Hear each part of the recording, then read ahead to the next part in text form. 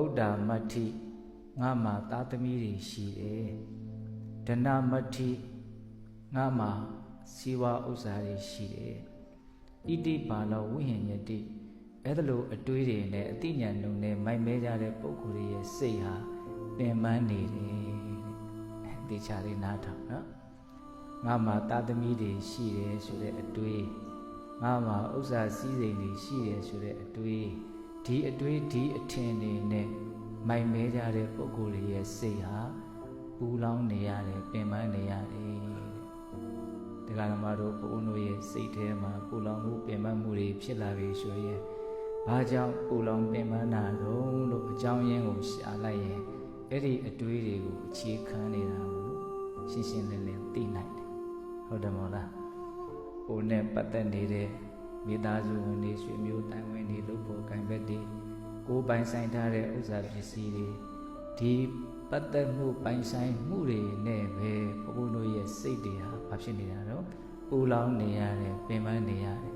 ဒါတွေကိုမြတ်စွာဘုရားရိုးရှင်းရှင်းလေးပြောတယ်နော်ဗုဒ္ဓမတ္ထိဒဏမတ္ထိဣတိပါလောဝိဟဉ္ယတိငါမှာသားသမီးတွေရှိတယ်ငါမှာဥစ္စာစည်းစိမ်တွေရှိတယ်ဆိုတဲ့ဒီအတွေးမျိုးနဲ့ပဲမိုက်မဲတဲ့ပုဂ္ဂိုလ်ရဲ့စိတ်နှလုံးဟာပူလောင်နေရတယ်ပင်ပန်းနေရတယ်ဒါတွေနဲ့ပတ်သက်ပြီးတော့အမှန်မသိတာကိုမိုက်မဲတယ်လို့ပြောတာအမှန်သိမယ်ဆိုရင်တော့မပူလောင်နိုင်ဘူးပေါ့အရိယာသူတော်ကောင်းတွေမှာလည်းပဲသားသမီးဆိုတာရှိတာပဲစီးစိမ်ဥစ္စာဆိုတာလည်းရှိတာပဲသို့တော့သူတို့မှာရှိထားတယ်အဲ့ဒီစီးစိမ်ဥစ္စာတွေသူတို့ရဲ့အဲ့ဒီပိုင်ဆိုင်သမျှပတ်သက်သမျှတွေဟာသူတို့ရဲ့စိတ်ကိုပုထုဇဉ်တွေရဲ့စိတ်နှလုံးပူလောင်တယ်လို့မျိုးတော့ပူလောင်မှာမဟုတ်ဘူးတော့ဒါတွေနဲ့ပတ်သက်ပြီးတော့ဘုန်းတော်တွေကအတွေးအမြင်မှန်ဖို့လိုမယ်ပေါ့နော်ဗုဒ္ဓမတ္ထိဒဏမတ္ထိဣတိပါလောဝိဟဉ္ယတိငါမှာသားသမီးရှိတယ်ငါမှာဥစ္စာစည်းစိမ်တွေရှိတယ်ဆိုတဲ့အတွေးနဲ့မိုက်မဲတဲ့ပုဂ္ဂိုလ်ရဲ့စိတ်ဟာပူလောင်ပင်ပန်းနေကြတယ်တကယ်စင်စစ်အတ္တပိအတ္တနောနတ္ထိကုတောပုတ္တောကုတောဒဏ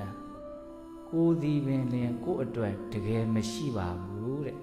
ဘယ်မှာလာပြီးတော့သားသမီးတွေဥစ္စာစည်းစိမ်တွေကကိုယ့်အတွက်တကယ်ရှိမလဲတဲ့